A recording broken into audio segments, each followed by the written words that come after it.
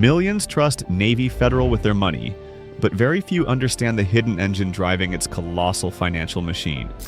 If you've ever wondered how they offer those incredible rates, this video reveals the secret sauce.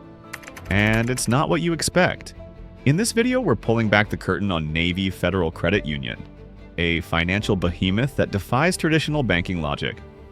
For years, you've likely seen their ads, heard their name, maybe even banked with them. But have you ever stopped to genuinely ask, how exactly does Navy Federal make money? It's a question that gets to the core of their unique structure and, more importantly, how it impacts your wallet. See, unlike traditional banks, which are driven by maximizing shareholder profits, Navy Federal operates as a credit union. This isn't just a fancy label, it's a fundamental difference in their very DNA. They're member-owned and not-for-profit. But not-for-profit doesn't mean they don't generate revenue. It means their profits, their surplus funds, are ultimately returned to their members in the form of better rates, lower fees, and enhanced services. Think of it like this. Imagine a community garden. Everyone contributes, and the harvest benefits everyone who participated, not a distant board of directors. Navy Federal operates with a similar ethos. They're built on the principle of people helping people, specifically those who serve or have served in the armed forces and their families. Let's talk about Sarah, a Marine Corps veteran who, after years of struggling with high-interest credit cards from traditional banks, decided to give Navy Federal a try. Sarah's story isn't just one anecdote. It's a microcosm of the very advantage Navy Federal offers. She was skeptical, like many, wondering how a financial institution could consistently offer such competitive rates on loans and savings accounts. But here's where it gets wild. The answer lies in how they generate income, which, while similar in channels to banks, differs dramatically in philosophy. First, and perhaps most obviously, is lending. Just like any bank, Navy Federal makes a significant portion of its money from interest on loans. We're talking mortgages, auto loans, personal loans, credit cards, and even business loans. When you take out a loan, you pay interest, and that interest is a revenue stream for Navy Federal. However, the key distinction is that because they are not for profit, they aim to offer these loans at highly competitive rates, often lower than what you'd find at commercial banks. This isn't charity, it's a direct benefit of their member-owned model. They aren't beholden to external shareholders demanding ever-increasing returns.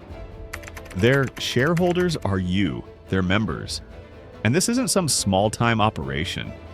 Navy Federal is a financial titan, managing billions in outstanding loans. Imagine the cumulative interest generated from such a vast portfolio. This sheer volume allows them to operate efficiently and pass on those savings. Now, you might be thinking, but don't all financial institutions make money this way? Absolutely. But wait until you hear about the secret policy no one talks about. Many people overlook the subtle yet powerful ways Navy Federal optimizes its operations and leverages its unique position. For instance, consider the concept of interchange fees. Every time you swipe your Navy Federal debit or credit card, a small fee, known as an interchange fee, is collected from the merchant. This might seem insignificant per transaction, but when you have over 14 million members making billions of transactions annually, these fees add up to a substantial revenue stream. And because Navy Federal is so massive, their collective bargaining power with payment networks is enormous, allowing them to potentially negotiate more favorable rates, which again can translate into benefits for members. If you're finding this deep dive into Navy Federal's financial engine insightful, consider hitting that subscribe button. We're constantly uncovering the hidden truths behind the financial world to help you make smarter decisions. Another crucial piece of the puzzle is investment income. While their primary focus is on serving members, Navy Federal, like any large financial institution, strategically invests its vast deposits and capital. This includes investing in government securities, corporate bonds, and other low-risk, high-liquidity assets. The interest and dividends earned from these investments contribute significantly to their overall revenue. It's a careful balancing act, ensuring liquidity for member withdrawals while also generating a steady return. Remember Sarah? She recalled how her previous bank's online banking felt clunky, riddled with hidden fees, and customer service was a labyrinth. When she switched to Navy Federal, the experience was markedly different. Smooth, transparent, and responsive.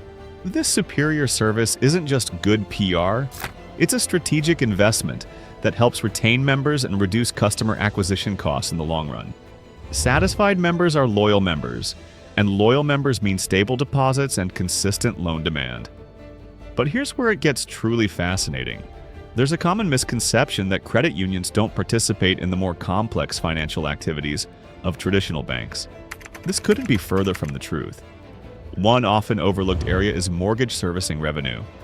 While Navy Federal originates many mortgages, they also earn revenue from servicing loans that they've sold to other investors. This means they continue to collect payments, manage escrow accounts, and handle customer service for these loans, earning a fee for their services. This is a low-risk, consistent income stream that further diversifies their revenue portfolio without requiring additional capital outlay for new loans. And what about the other income streams? This includes things like late fees on loans, though often lower than banks. Overdraft fees, again, credit unions typically have more forgiving policies, and various service charges. While these generate revenue, the key difference for Navy Federal is that these are not designed to be primary profit centers. Instead, they often serve to cover administrative costs or encourage responsible financial behavior. The emphasis is on service, not on nickel and diming members.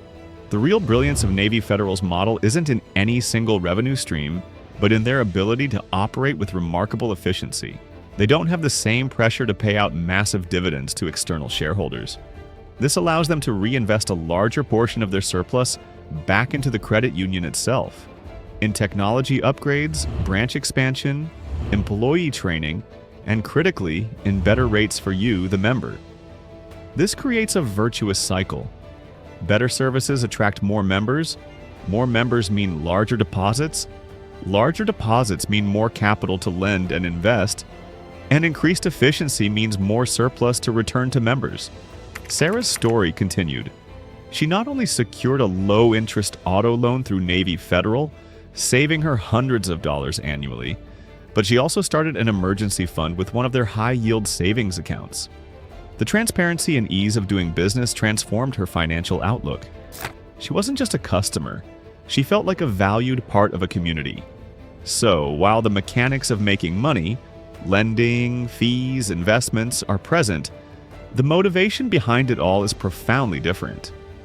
For a traditional bank, the goal is often to maximize the spread between what they earn on loans and what they pay on deposits, and to drive shareholder value. For Navy Federal, it's about providing financial well-being to its specific field of membership. It's a mission-driven approach to finance. This isn't to say Navy Federal is without its challenges.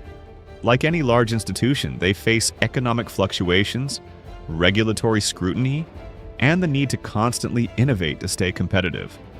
But their core model, rooted in member ownership, provides a unique resilience and a distinct competitive advantage, particularly in an environment where consumers are increasingly wary of traditional banking practices. If you thought this was helpful in demystifying Navy Federal's financial inner workings, wait until you see what happens in the next video.